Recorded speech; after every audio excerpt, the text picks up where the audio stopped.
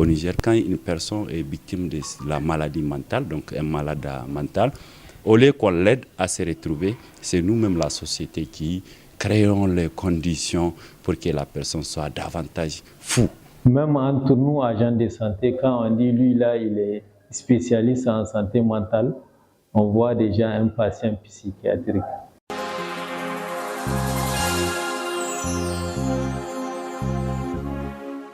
Ismaël Boubacar est un jeune de moins de 40 ans, originaire de la région du Manga, d'Ifa, ville du sud-est du Niger, située à une distance d'environ 1400 km de la capitale Niamey.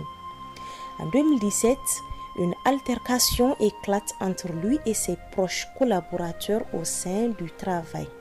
Le jeune homme fait une crise qui le conduit au pavillon E, le centre spécialement dédié au soutien et à la prise en charge des malades mentaux.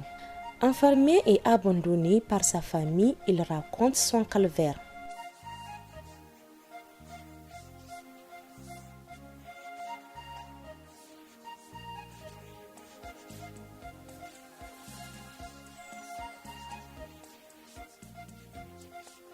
Parce qu'avec tout ce qu'on a passé comme trouble, avec tout ce qu'on a passé comme influence sociétale. Après 3 jours de traitement par injection, matin et soir, Ismaël Boubacar s'est évadé du centre psychiatrique pour retrouver sa santé ailleurs. J'étais évadé. Évasion au sens propre du terme, sans permission, sans papier. Et c'est pourquoi, oui, certainement, j'ai fait 3 jours et je me suis évadé. J'étais évadé parce que je ne me suis pas retrouvé dans une situation favorable pour moi de retrouver la santé. Ismaël Boubacar fait partie des 74 354 cas de troubles mentaux neurologiques et ceux liés à la consommation de substances psychoactives diagnostiquées dans le pays entre 2017 et 2021. Même si la dépression est le trouble le plus répandu, les options de traitement en matière de santé mentale sont rares, en particulier dans les pays à revenus faibles ou intermédiaires comme le Niger, qui ne compte que moins de 10 psychiatres pour plus de 20 millions d'habitants. Ce qui est loin des recommandations de l'Organisation mondiale de la santé OMS, qui prévoit un psychiatre pour 5000 personnes. S'appuyant sur des professionnels de la santé mentale, le pavillon E, techniquement appelé centre psychiatre et communément appelé Kabano en langue zarma, propose des traitements cliniques et psychosociaux qui aident à stabiliser, voire guérir les malades.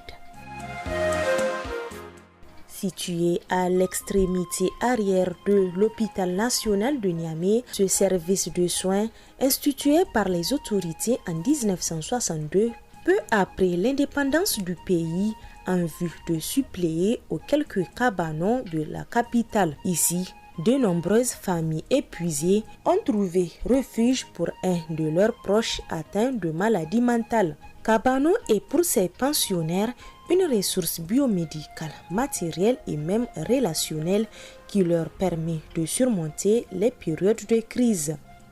Docteur Christine Nignon, major du pavillon E.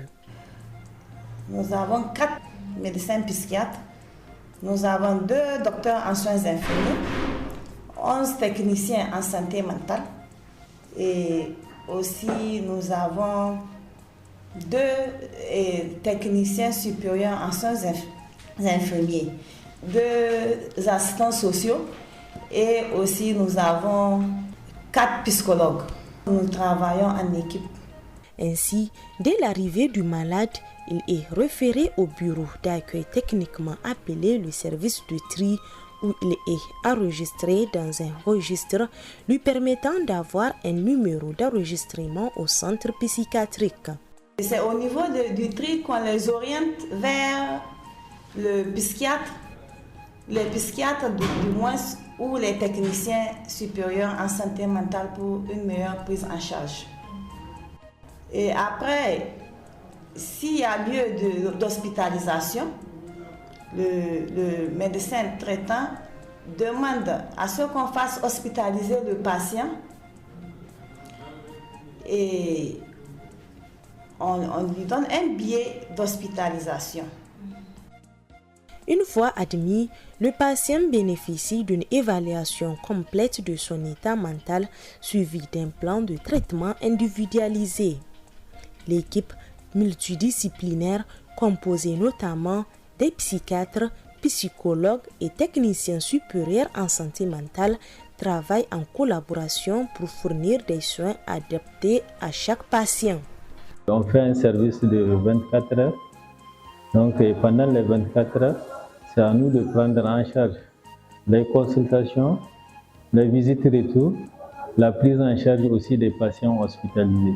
Chaque matin, on fait le tour des patients et les dossiers et les nouveaux cas.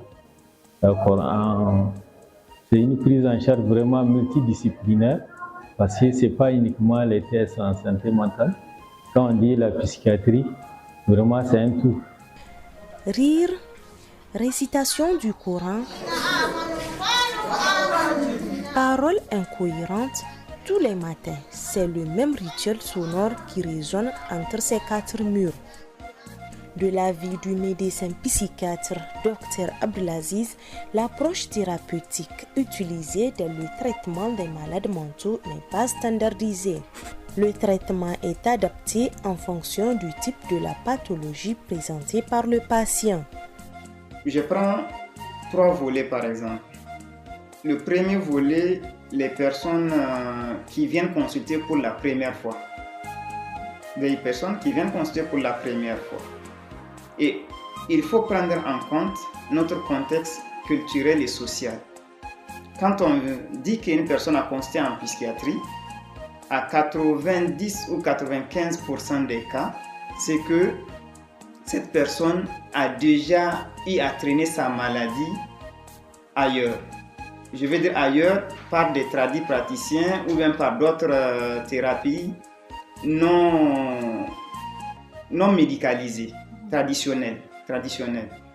Du coup, c'est des patients qui vont arriver à un stade évolué de leur maladie, sinon même à un stade un peu tardif. Nous arrivons quand même à les récupérer. Et quand la personne ou bien quand la famille les amène à l'hôpital pour ces premiers cas, c'est que ils sont en train de déranger la famille. Les personnes là sont en train de déranger leur famille, c'est pourquoi elles sont arrivées à l'hôpital. Donc la plupart des premiers contacts, des premiers cas qui vont nous arriver, le plus souvent, c'est le traitement injectable qui est privilégié. Après le traitement injectable, en fonction des cas, certains, au bout de 24 heures de traitement injectable, on peut faire un relais par voie orale. D'autres après 48 heures, d'autres après 72 heures, d'autres après 5 jours. Mais, toujours est-il dit que pour ces premiers cas, on fait tout pour ne pas dépasser 5 jours de traitement injectable afin d'éviter certaines complications de la seringue telles que les abcès au niveau du site d'injection. Ça, c'est le premier volet dont je vous disais. Le deuxième volet, c'est des patients qui sont déjà connus pour une affection psychiatrique et qui décident de venir d'eux-mêmes. Donc, pour une visite ou bien pour une consultation de routine. Pour ces patients-là, le plus souvent, c'est toujours des réajustements thérapeutiques. Le plus souvent, c'est-à-dire on corrige un peu le traitement ancien. Soit on l'augmente, soit on le diminue, soit on change la molécule en fonction de l'état dans lequel l'absence est présentée. Et le plus souvent aussi, ces genres de personnes, ils vont toujours retourner chez eux avec une ordonnance de voie orale.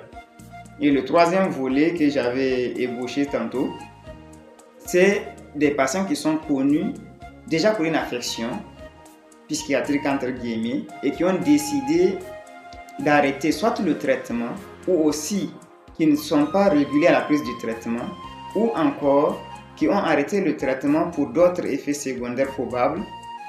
Ils vont venir dans des cas un peu graves ou dans des complications un peu évoluées. Pour ces genres de patients, nous arrêtons le traitement par voie orale et on met un traitement injectable pour une courte durée aussi, le temps de stabiliser un peu la personne et de le remonter un peu sur son état général. Ensuite, on reprend un peu le traitement par voie orale. Donc vous voyez un peu, il n'y a pas de traitement privilégié au fait. C'est au cas par cas et chaque cas est un cas. Selon lui, la durée du séjour à l'hôpital dépend également de la pathologie présentée par le patient. Ainsi, Après une durée moyenne de soins psychiatres, le patient est référé vers un psychologue pour une meilleure prise en charge complète. Monsieur Alzouma Alfazazi, psychologue clinicien du centre. Les approches psychologiques de la prise en charge de la maladie mentale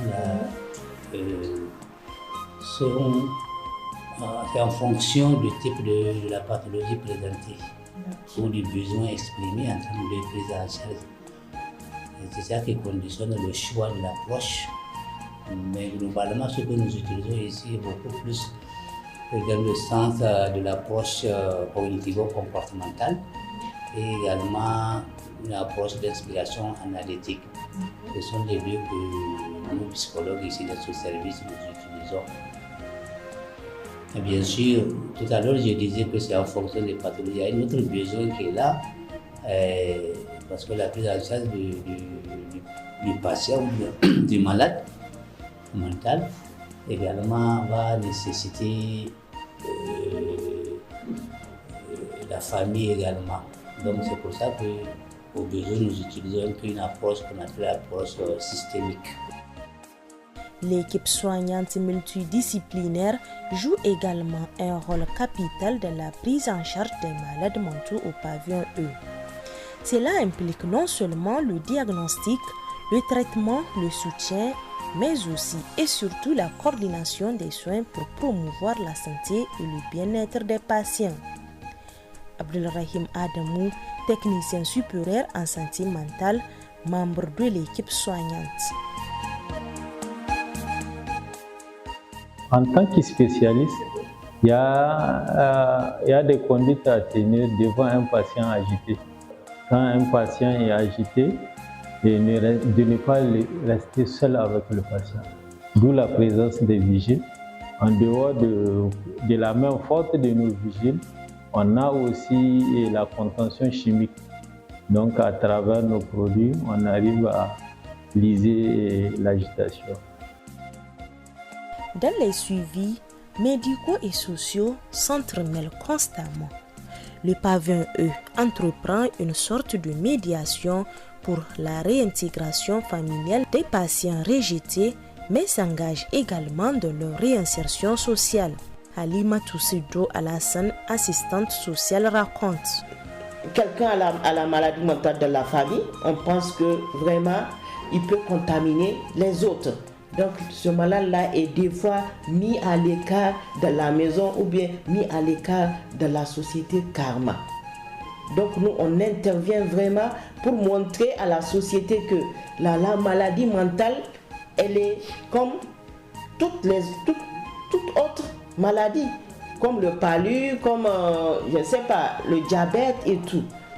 Mis à part leur rôle d'offrir un soutien social aux individus et aux familles confrontées à des problèmes de santé mentale, les assistants sociaux facilitent également aux patients l'accès aux services de soins appropriés en fournissant un suivi continu et une coordination de soins. Mon rôle est pluridisciplinaire, parce que je travaille presque avec tous les médecins du service. Parce que ce sont des médecins qui font appel à moi quand ils ont besoin de quelque chose. Par exemple, s'ils sont en face d'un malade démuni qui ne peut pas acheter les ordonnances, on m'appelle. Quand ils sont en face des malades à qui on demande des examens qu'ils ne peuvent pas honorer, on m'appelle. Quand ils ont des malades en face d'eux, dont à la maison, ils ont des problèmes, d'accord ? Des problèmes vraiment qui peuvent jouer sur leur santé, ils font appel à moi. Pour assurer la sécurité des patients, le centre psychiatrique est subdivisé en 2 blocs. Les malades agités installés au rez-de-chaussée et ceux stabilisés à l'étage. Abdelrahim Adamou, technicien supérieur en santé mentale, explique. Un patient qui est agité, si on l'hospitalise en haut, il peut tomber, donc il s'est blessé. On a même l'habitude d'arrêter des cas de décès liés à ces chutes. Il y a 5 salles en bas et à l'étage il y a 4 salles, plus notre salle du staff. qui est là, qui nous sert d'échange. Donc dans chaque salle, il y a 4 lits. D'après les chiffres disponibles, de 2022 à 2023, le centre a guéri 1800 malades mentaux, toutes catégories confondues. Même si selon les spécialistes, en santé mentale, on ne parle pas de guérison, mais plutôt de stabilisation. Doumajibo Maïga, professeur de psychiatrie et d'addictologie clinique des universités, explique les types de maladies en santé mentale. Une première catégorie, on appelle les maladies aiguës, et une deuxième catégorie qu'on appelle les maladies chroniques. Ce que je dis est valable pour toutes les spécialités. Pour les maladies aiguës, vous en êtes atteint, vous venez à l'hôpital, on vous soigne, vous êtes guéri et on n'en parle plus. Vous n'avez pas besoin de revenir voir le malade, le médecin régulièrement. Mais pour les maladies chroniques, et cela quelle que soit la spécialité, vous tombez malade, vous venez, on vous soigne.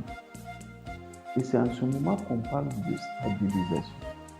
Ça veut dire quoi? Ça veut dire que vous êtes soigné, vous n'avez plus aucun symptôme. Et vous rentrez chez vous, vous continuez vos activités.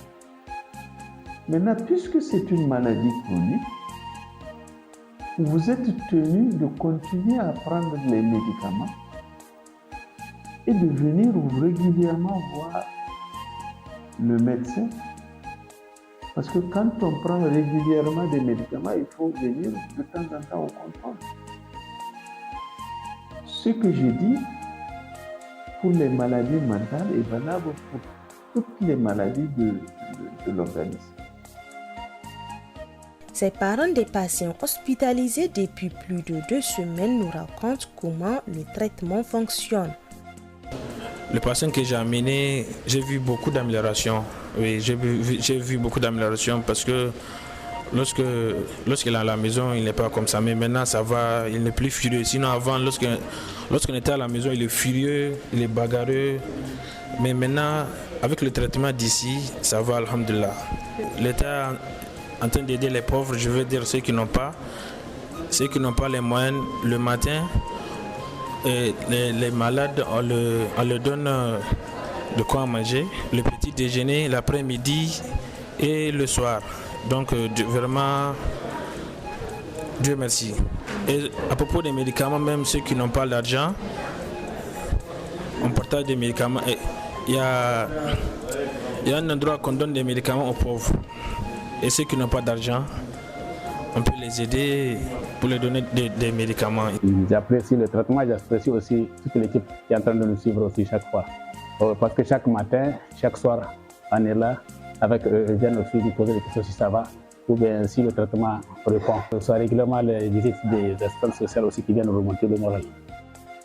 Sur la base des statistiques disponibles de 2015 en matière de santé mentale, le Niger compte 4 psychiatres dans la capitale Niamey et un nombre très limité d'infirmiers spécialisés et des psychologues.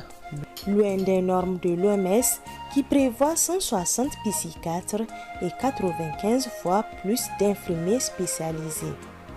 De plus, les ressources limitées en personnel médical qualifié et en infrastructures spécialisées rendent davantage difficile la prise en charge de la santé mentale dans le pays. Dr Nana Aïchatou, médecin psychiatre et coordinatrice du Programme national de la santé mentale au Niger. Jusqu'en 2009, au Niger, les soins de santé mentale ne sont pas inclus dans le paquet minimum des activités de la santé. Donc du coup, le constat était amer.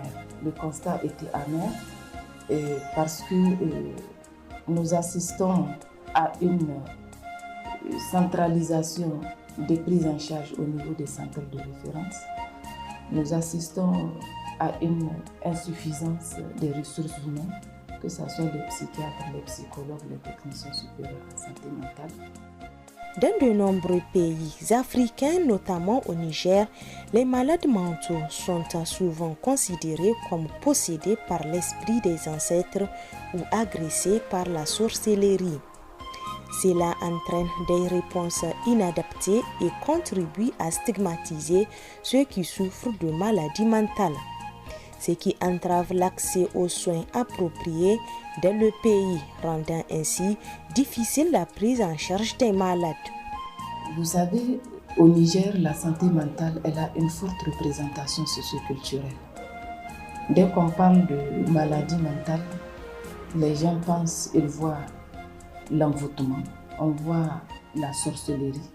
Donc du coup, cette représentation socioculturelle qui crée cette stigmatisation et cette discrimination à l'endroit des personnes touchées par la maladie mentale. Le pavillon E de l'hôpital national de Niamey est certes un centre de référence dans le pays pour la prise en charge des malades mentaux. Cependant, il est confronté à d'énormes défis qui entravent la fourniture des soins de santé de qualité et des traitements appropriés. Dr Abdelaziz, médecin psychiatre du centre. Nous sommes dans un contexte où notre plateau technique n'est pas au top des tops dans les meilleurs des mondes. Les défis sont énormes et multiformes, je vais vous le dire. En dehors du milieu, il y a aussi le manque de moyens thérapeutiques. Aujourd'hui, à l'échelle mondiale, dans l'évolution de la science, il y a des thérapies. Il y a des thérapies que, même quand la personne malade en question refuse de prendre un traitement, on lui fait des injections et ces injections peuvent durer 1 mois dans le sang. Vous comprenez? Et ces injections ont moins d'effets secondaires. Actuellement au Niger, il y a 2 formes de ces injections qui sont disponibles et des fois il y a des effets secondaires. Et des fois, ce n'est pas tous les patients qui répondent à ces injections. D'autres injections ne sont pas disponibles. Tani Mounsaini, psychologue social basé à Niamey, estime que les autorités doivent créer d'autres infrastructures de loisirs permettant aux patients de retrouver entièrement leur santé. Le pavillon E prend en charge toutes les diversités donc, de maladies mentales. Mais je peux dire que c'est encore insuffisant. La prise en charge ne doit pas s'arrêter uniquement au traitement médical. On doit vraiment penser à élargir sur d'autres volets. Parce que le malade doit travailler, le malade doit se distraire, le malade donc c'est aussi un religieux. Donc tous ces volets doivent être pris en compte pour que vraiment ça soit un centre global avec toutes les infrastructures possibles pour que la prise en charge soit en tout cas globale. Mais ailleurs, en Afrique de l'Ouest, des réponses basées sur la thérapie communautaire font leurs preuves. En Côte d'Ivoire, par exemple, où l'on note moins de 100 spécialistes en santé mentale pour une population estimée à plus de 29 millions d'habitants, le projet Campsy offre un accompagnement formel au camp de prière en mettant à disposition des professionnels en santé mentale pour fournir des soins de qualité aux patients tout en tenant compte de leurs droits. Edith Joël Trazouo, coordinatrice du projet Campsy. Le projet Campsy est un projet qui consiste pour les agents de santé, les travailleurs sociaux, les agents de santé communautaires à aller dans les camps de prière, à attribuer et octroyer des soins aux personnes qui souffrent de maladies mentales et de l'épilepsie qui vivent dans les camps de prière. Parce qu'il faut dire que la majeure partie des patients qui souffrent de maladies mentales résident généralement dans les camps de prière parce que la perception africaine stipule que c'est une maladie spirituelle. Voilà, du coup la population rejoint un peu plus ces structures non conventionnelles là pour leur prise en charge et à la recherche d'une guérison. Du coup, pour pouvoir pallier à ce déficit, parce qu'ils sont là-bas, ils n'ont que des prières, des séances de délivrance, alors qu'ils souffrent de maladies réellement. Donc, nous, on a décidé d'aller avec les agents de santé, les spécialistes, du domaine vers ces camps de prière et faire la prise en charge des patients qui y vivent.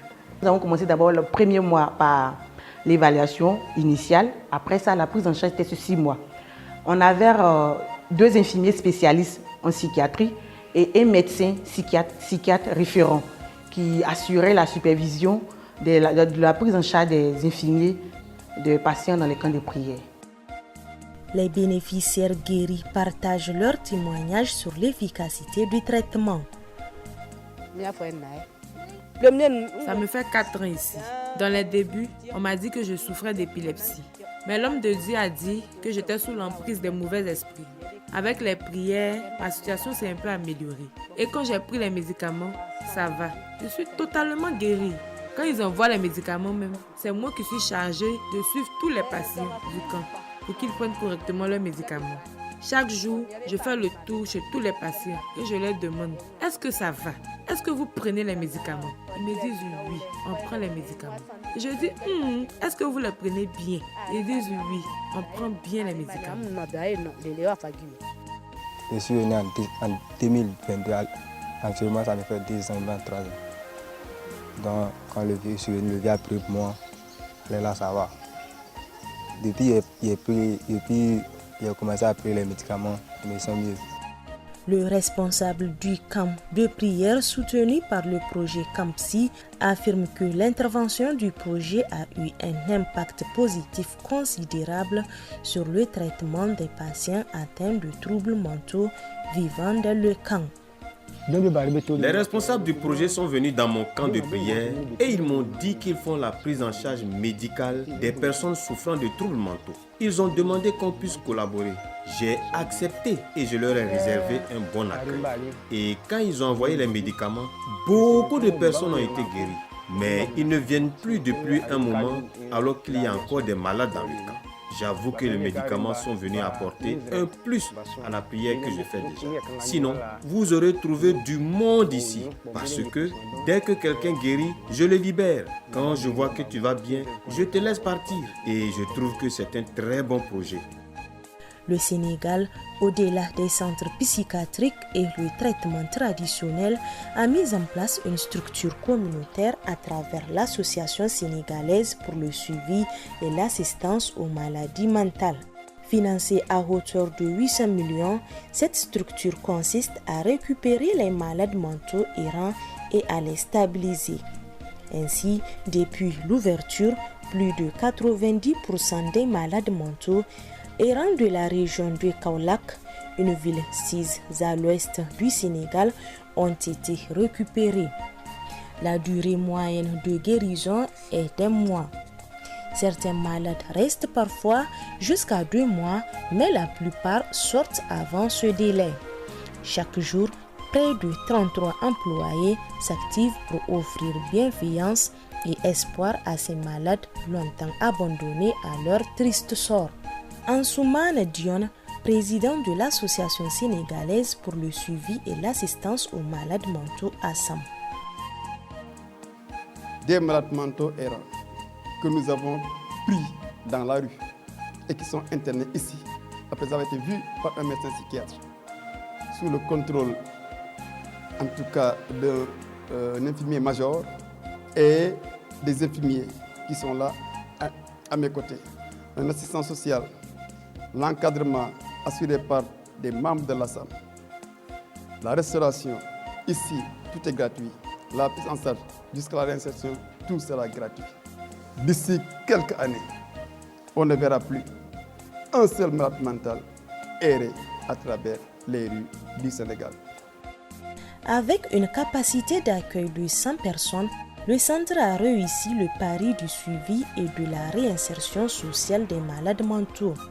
En quelques mois d'existence, le centre a pu accompagner plus d'une trentaine de malades mentaux sortis de l'internement dans un état meilleur avant leur accueil dans ce centre d'accompagnement.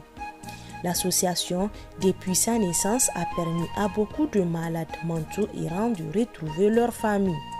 Kumba, une jeune dame qui a accompagné son frère. Cela fait très longtemps que mon frère errait dans la rue. C'est juste avant le ramadan qu'un Soumana John l'a récupéré de la rue pour l'amener au centre à Kaolack. Il est resté pendant plus de 2 mois. Il a été très bien suivi.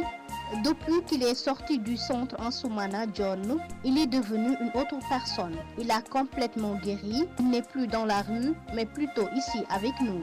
La journée, il dort jusqu'à 14h après avoir pris ses comprimés. L'après-midi, il va rendre visite à ses amis. Il a vraiment repris goût à la vie.